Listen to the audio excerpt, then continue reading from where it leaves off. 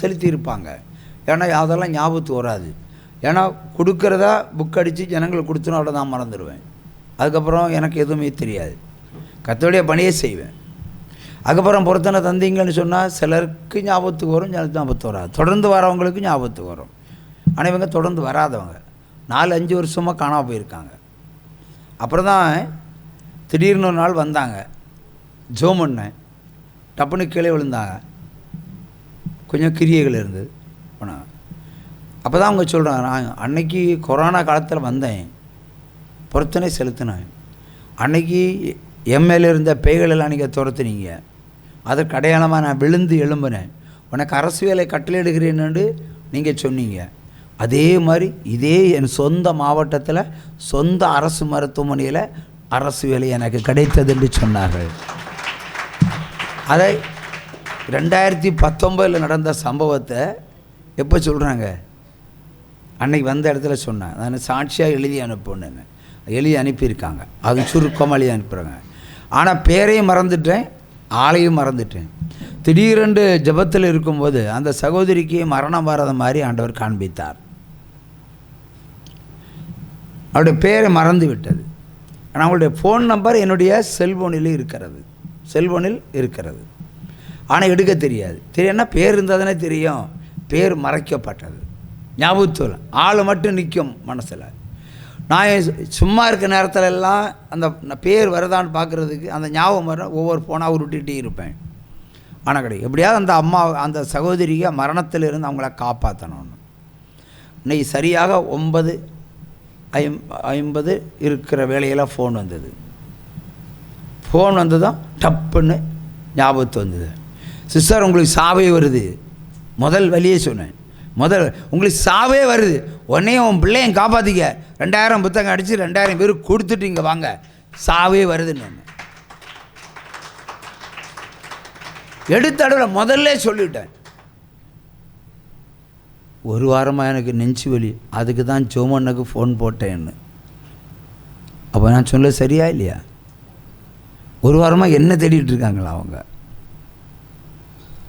Phone கிடைக்கல. ஆனால் phone வந்து உங்களை தான் வலைவீசி தேடிட்டு இருக்கிறேன், உங்களுக்கு சாவு வருது, உனக்கும் பிள்ளைக்கும் வருது, பொருத்தனை செலுத்தி தப்பித்து போ. புலம்பல் 1ஆம் அதிகாரம் 20ஆம் வசனம். அப்புறம் தான் சொல்கிறாங்க, ஒரு வாரமாக பயங்கர நெஞ்சு வலி. அதான் தேவன் பாருங்க, ஒரு முறை ஆலயத்துக்கு வந்ததற்கு அந்த மகளை தேடி விடுதலை கொடுக்கறதுக்கு எப்படி துடிக்கிறார் பாருங்க. அதுவல்லவா ஜீவனுள்ள தேவன். இந்த அம்மாவை தூக்கி கிம்ஸில் போட்டால் என்ன ஆகும்? நான் ஒன்று கேட்குறேன். உடனே கூறு போட்டுருவாங்க, இருதயத்தில் அடைப்புன்னு ஒரு கூறு போடும், ஒரு கம்பியை உள்ளே செருவிடுவாங்க, தொடையிலண்டு ஒரு நரம்பை போட்டு அப்படியே தொலைச்சி காற்றுக்குள்ளே விட்டு கிண்டி அந்த ஓட்டை எடுத்துருவாங்க. இதுக்கு பிறகு ஆஞ்சியோ இல்லைன்னா இந்த கையில் போட்டு இப்படி தொடச்சிடுவாங்க. அதாவது இரத்த குழாயில் நரம்பை உள்ளே போட்டால் என்ன நடக்கும்னு யோசிப்பாங்க. எவ்வளோ பெரிய கம்பியை தூக்கி உள்ளே விட்டுருவாங்க, ஸ்ப்ரிங் கம்பியை உள்ளே விட்டு இருதயத்துக்குள்ளே உடைக்கிறது, கம்பியை வச்சு உடைக்கிறது, ஓட்டை உடைக்கிறது. ஒரு வேளை இருதயம் ஸ்தம்பிச்செங்க, அவ்வளோதான், உயிர் போச்சு. இதுக்கு பேர் ஆஞ்சியோ. கர்த்தருக்கு இதெல்லாம் தேவையா? அவர் ஒரு இடத்துல சொல்லுவார், சொஸ்தம்னு என்ன, அடைப்புகள் தானாவே திறக்கும். எப்பத்தா அதுவல்லவா தேவன். இந்த கம்பியை போட்டு திறக்கிறதுக்கு ஆஞ்சி என்ற பேரில் அவன் பில்லை போட்டு எடுப்பான் ஒரு அமௌண்ட்டு. அது கர்த்தர் கொடுத்து கர்த்தருடைய ஆசீர்வாதத்தை பெற்றால் என்ன சரியா? டாக்டர் கொடுக்கறது ஆண்டவர் கேட்குறாரு, எதுக்கு? சுவிசேஷம் அறிவிக்கிறதுக்கு. அவர் என்ன சொல்லுவார்? நீ சுவிசேஷம் அறிவித்தால் சாட்சியாக இருப்பாய் என்று கடைசியாக நம்மகிட்ட சொல்லிட்டு போயிருக்காரு. எல்லோரும் சிலுவையில் உள்ள 7 வார்த்தைகளை சொல்லுவாங்க. அதுக்கு அப்புறம் இருக்கிறது ஐயா முக்கியமான காரியம். அவர் மேக ஸ்தம்பத்தின் மேல் எடுக்கப்படும் போது சொன்னார், நீங்கள் சகல ராஜ்யங்களுக்கு சென்று என் சுவிசேஷத்தை பிரசங்கியுங்கள் என்னார். 12 பேர் எல்லா உலகத்தும் போக முடியுமா? முடியாது. 12 பேருக்கு பிறகு நம்ம தான் அதை செய்யணும், நீங்கள் தான் அதை செய்யணும். அவன் இந்த ஊழியம் அதை செய்ய சொல்லும். யாரை காப்பாற்றணுமா? பொருத்தனை ஜெபந்தான்.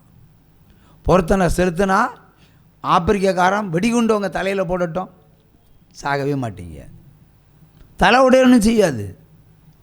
அது பாறை மேலே போட்டால் பாறை உடையும், உங்கள் தலை மேலே செலுத்தினா உடையவே உடையாது. அதான் கேரண்டி ஊழியம். இல்லையே, உற்சாகமாக கையை தட்டுங்க. கர்த்தருக்குள்ளே நம்ம வரோம். ஒரு பொருத்தனை ஜெபத்தில் நம்முடைய சாபம் ஓடி போகிறது, நம்முடைய பாவம் ஓடி போகிறது. எத்தனை விடுதலை தருவார். சாபம் ஓடுது, பாவம் ஓடுது, வழிநடத்தல் உண்டாகிறது. அவர் உன்னை கையை பிடிச்சிடுவார். இனி என் கையை பிடிச்சிக்கோன்னுவார். நீ என் பிள்ளைன்னு சொல்லுவார்.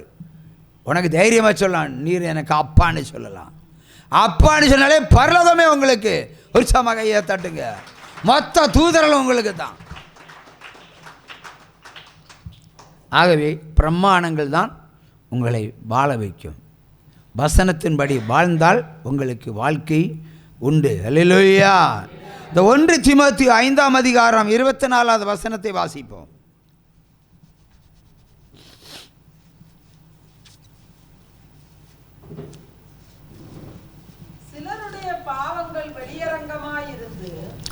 சிலருடைய பாவங்கள் வெளியரங்கமாயிருந்து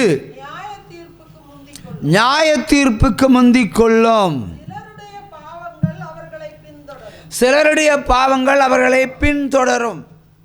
ஆண்டவர் அழகா சொல்லுகிறார், சிலருடைய பாவம் நியாயப்பிரமாணம், அது கர்த்தருடைய வருகை நாட்களுக்கு முன்னாடி வரும். அது வரைக்கும் சிலருடைய பாவங்கள் பின்தொடரும். உன் பின்னாடி வந்துட்டே இருக்கு. இப்போ நீ ஒரு விபச்சாரம் பண்ணியிருக்கிற, அந்த விபச்சாராகி உன் பின்னாடி வந்துகிட்டே இருக்கும், அடுத்த விபச்சாரத்தை ஆயத்தப்படுத்துறதுக்கு.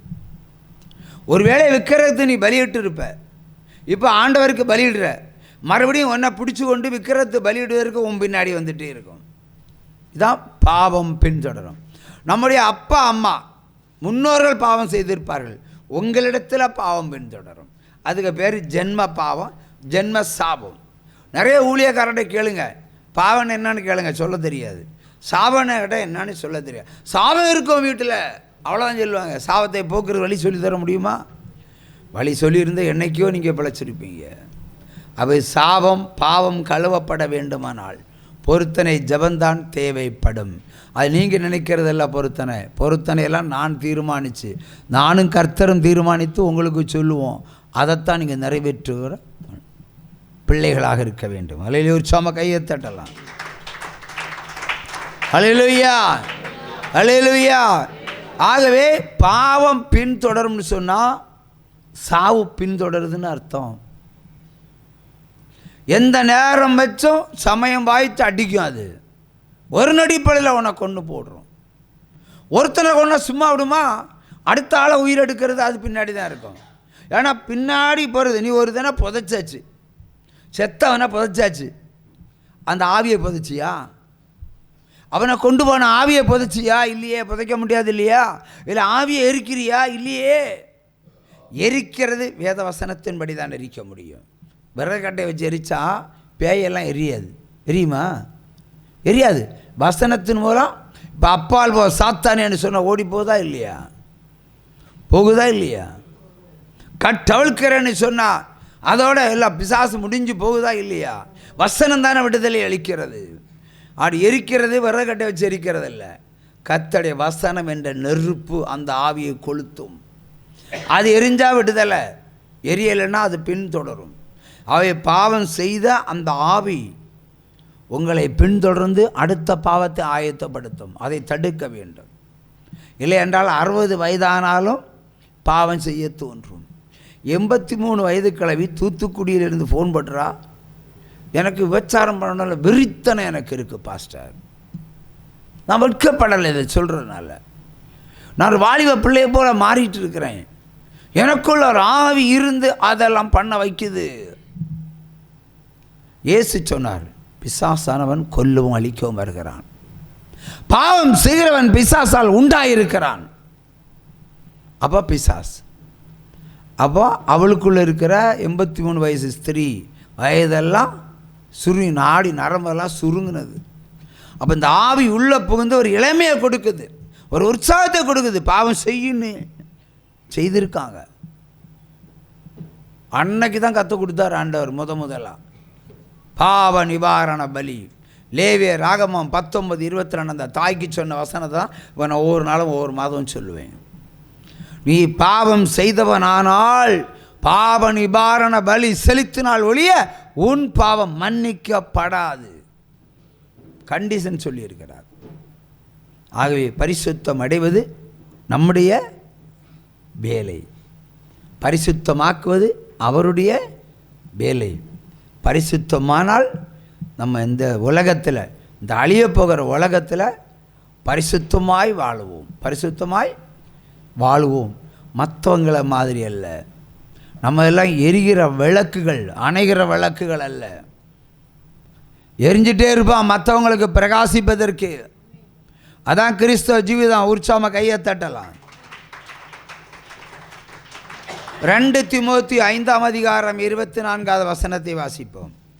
2 தீமோத்தேயு 5:24 சிலருடைய பாவங்கள் வெளியரங்கமாயிருந்து நியாய தீர்ப்புக்கு முந்திக்கொள்ளும்.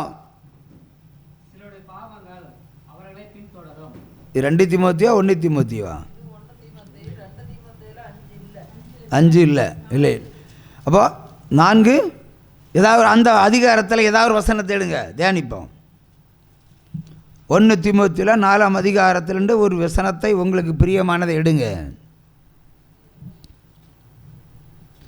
அல்லேலூயா அல்லேலூயா அல்லேலூயா அல்லேலூயா. வாசிங்க 2வது வசனம். சமயம் வாய்த்தாலும் வாய்க்காவிட்டாலும்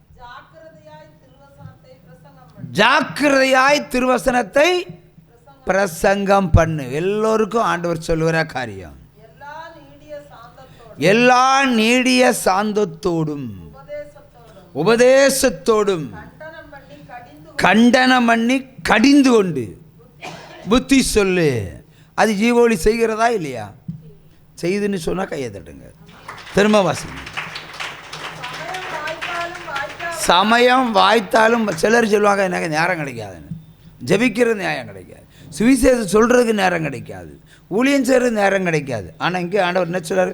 உனக்கு சமயம் கிடைச்சாலும் கிடைக்காவிட்டாலும் ஜாக்கிரதையாய் சுவிசேஷத்தை திருவசனத்தை உங்களுக்கு நான் பிரசங்கம் பண்ணணும். 2வது நெக்ஸ்ட்டு, எல்லா நீடிய சாந்தத்தோடும் உபதேசத்தோடும் கண்டனம் பண்ணி கடிந்து கொண்டு புத்தி சொல்லு. அது ஜீவோலி சரியாக செய்து கொண்டு வருகிறது என்று நான் அறிவேன். உற்சமாக கையை தட்டலாம். அல்லேலூயா. அவை கடிந்து கொள்ளுதல், கண்டனம் பண்ணுதல். சமீபத்தில் ஒரு ஸ்திரீக்கு ஃபோன் போட்டேன். ஃபோன் போட்டு சொன்னேன், இந்த சபையிலே வரக்கூடாது, இந்த சர்ச்சிலே வரக்கூடாது, ஒரு முகத்தை நான் பார்க்கக்கூடாது. அதை மீறின சங்கு ஊதிடுவாருன்னு சொன்னேன். உற்சமாக கையை தட்டுங்க. அப்போ எங்கேயோ ஒரு கர்த்தருக்கு கீழ்ப்படியாத ஒரு சுபாவம். கர்த்தர் பேசும்போது ஃபோன் போடுவேன், அதான் விஷயம். ஃபோன் போட்டு சொல்லிட்டேன், இந்த ஏரியாவில் வரக்கூடாது. நானும் சொன்னேன், பாவம் செய்தவங்க மனம் திருந்துறதுக்கு வாங்க. ஆனால் இங்கே வந்த பிறகு நீங்கள் பாவம் செய்தீங்கன்னா நானே பிடிச்சி ரோட்டில் போட்டுருவேன். அங்கே தான் 11 kg கம்பி இருக்குது. உற்சாம கையை தட்டுங்க. அல்லேலூயா.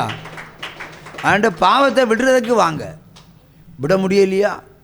சென்னையிலேருந்து சாமுவேல் என்ற ஒரு சகோதரன் அடிக்கடி பேசுவான், ரொம்ப அவஸ்தைப்படுவான். எனக்குள்ள ஒரு இச்சை ரோகம் இருக்கிறது, சமாளிக்க முடியலை, எப்படியாவது காப்பாற்றுங்க, எப்படியாவது காப்பாற்றுங்க. ஒரு இழிவான இச்சை ரோகம் அவனுக்குள் இருக்கிறது. அதை வெளியேற்றுவதற்கு போராடுகிறான். பல வருடங்களுக்கு முன்பாக குழந்தை பருவத்தில் இங்கே வந்தான், சொந்த தகப்பனோடு வந்தான். அப்போவே சொன்னேன், பொருத்தனை செலுத்தினா தான் இது மாறணும். சின்ன வயசில், இப்போ வாலிப வயசு, சமாளிக்க முடியாது. நான் கொலைகாரன் ஆயிரம் போதில் தோணுது பிரதர்ன்னு சொல்லுவான். நல்ல எனக்கு ஃபோனில் வாட்ஸ்அப்பில் நல்ல பாடலெல்லாம் போடுவான், போட்டு அனுப்புவான். ஆனால் ஆண்டவருக்குள்ளே பிரகாசிக்கிறான்.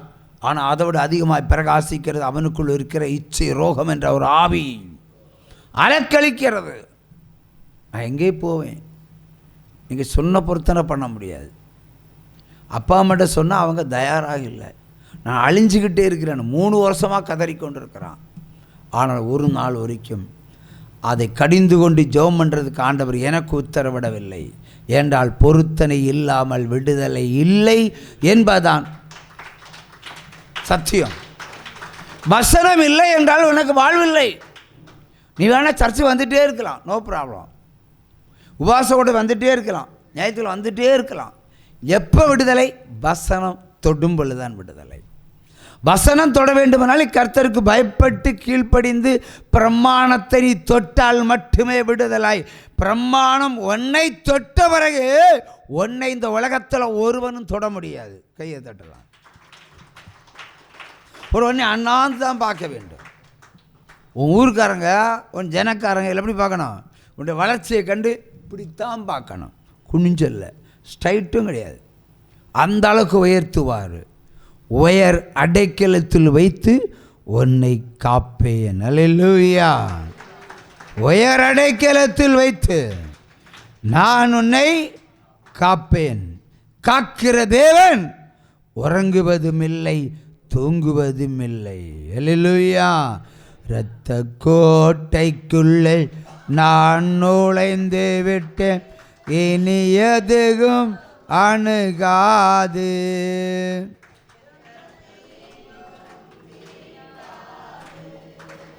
இரத்த கோட்டைக்குள்ளே நான் நுழைந்து விட்டேன், இனி எதுவும் அணுகாது. எந்த தீங்கும் நேரிடாது. நேசரின் இரத்தம் என் மேல நெருங்காது சாத்தான்.